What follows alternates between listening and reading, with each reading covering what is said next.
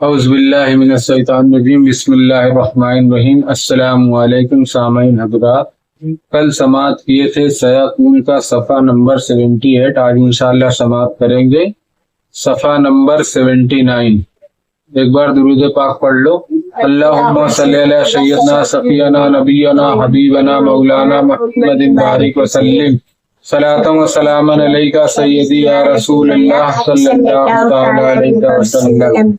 بسم اللہ الرحمن الرحیم، اللہ کے نام سے شروع جو نہایت مہربان رحمت والا۔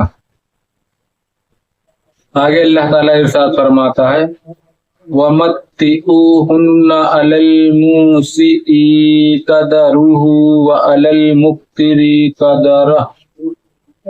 قَدَرُهُ مَتَاعًا بِالْمَعْرُوفِ، اور ان کو کچھ برتنے کو دو مقدور والے پر، اس کے لائق، اور تنگ دست پر اس کے لائق حسب دستور کچھ برتنے کی چیز، یہ واجب۔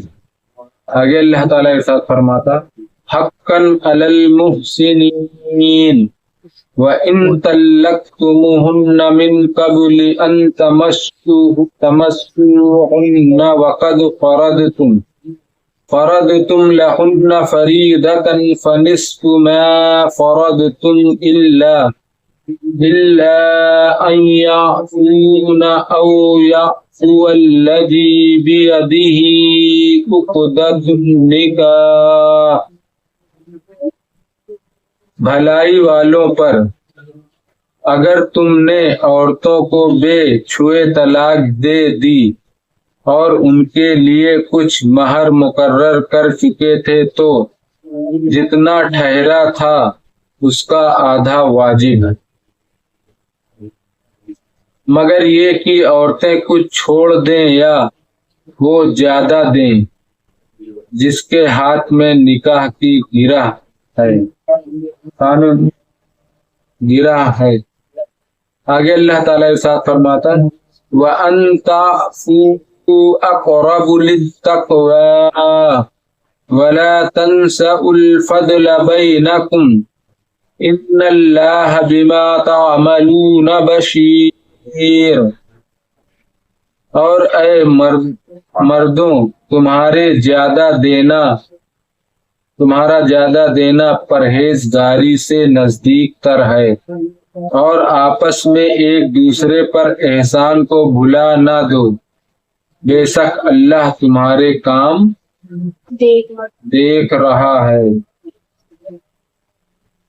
آگے اللہ تعالیٰ ارشاد فرماتا ہے ان اللہ بما تعملون بشیر۔ حافظوا علی الصلوات والصلاة الوسطی وقوموا للہ قانتین۔ نگہبانی کرو سب نمازوں اور بیچ کی نماز کی، اور کھڑے ہو اللہ کے حضور ادب سے۔ آگے اللہ تعالیٰ ارشاد فرماتا فَإِنْ خِفْتُمْ فَرِجَالًا أَوْ رُكْبَانًا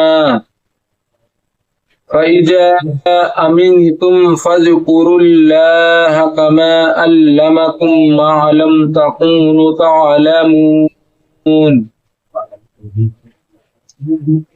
پھر اگر خوف میں ہو تو پیادہ یا سوار جیسے بن پڑے، پھر جب اطمینان سے ہو تو اللہ کی یاد کرو جیسا اس نے سکھایا جو تم نہ جانتے تھے۔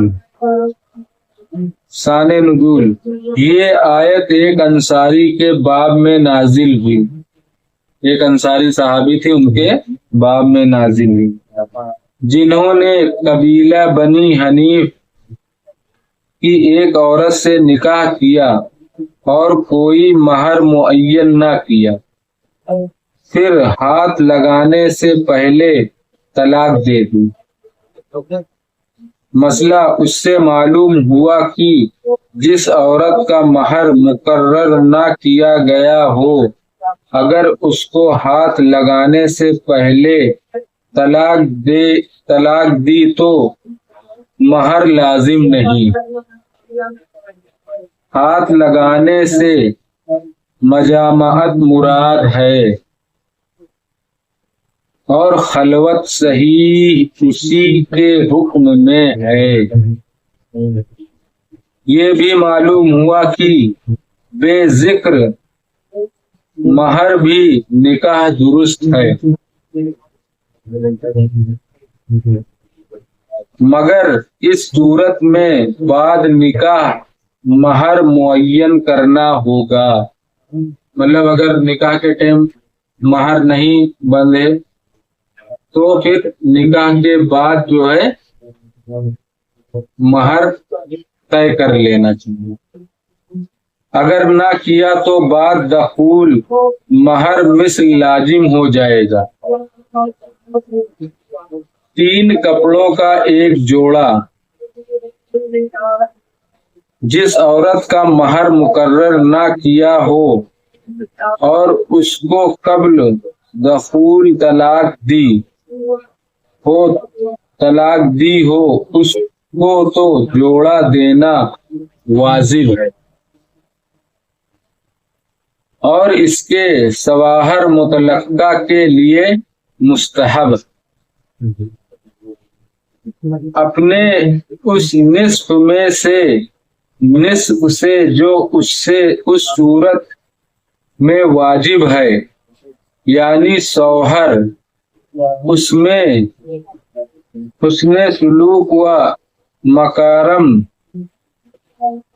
اخلاق کی ترغیب ہے،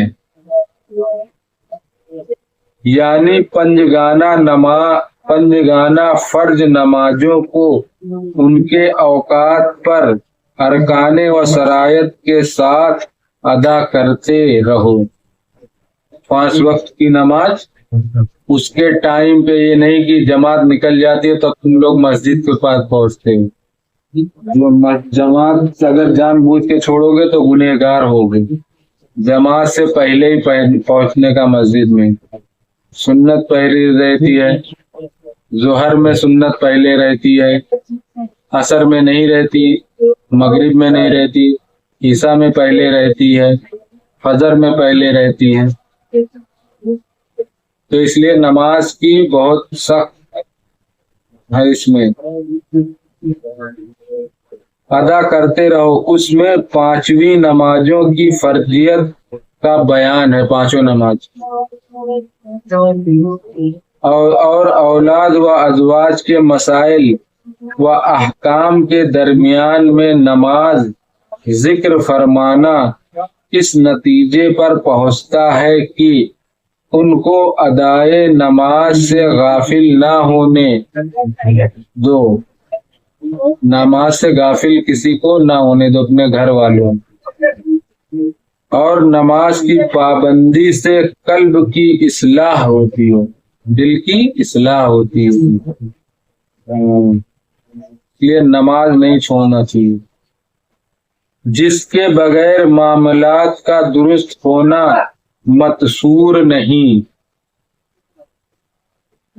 حضرت امام ابو حنیفہ اور جمہور صحابہ رضی اللہ عنہم کا مذہب یہ ہے کہ اس سے نماز عصر مراد ہے۔ کون سی نماز؟ عصر کی نماز، عصر کا ٹائم، اور احادیث بھی اس پر دلالت کرتی ہے۔ حدیث بھی اس سے نماز کے اندر قیام فرض ہونا ثابت ہوا۔ اس کے اندر نماز میں قیام یعنی کھڑا ہونا فرض ہوا۔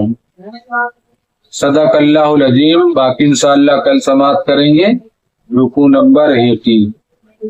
بسم اللہ الرحمن الرحیم۔ صلی اللہ علیہ نبی المی وآلہ صلی اللہ علیہ وسلم۔ صلاۃ و سلام علیک سیدی یا رسول اللہ صلی اللہ تعالی علیہ وسلم۔ اللہم انت السلام ومنک السلام والیک یرجع السلام، فاحینا ربنا بالسلام وادخلنا الجنۃ دارک دار السلام۔ تبارک ربنا و تعالی یا ذو الجلال والاکرام۔ یا اللہ یا رحمان یا رحیم یا مالک القدوس، یا اللہ ہم نے جو قرآن پاک کی تلاوت کی اس کا پڑھنا سننا قبول عطا فرما۔ یا اللہ اس کے پڑھنے میں کسی قسم کی غلطی گستاخی بے ادبی اپنے رحم و کرم سے معاف عطا فرما، اور ہم سب کو صحیح پڑھنے کی توفیق عطا فرما۔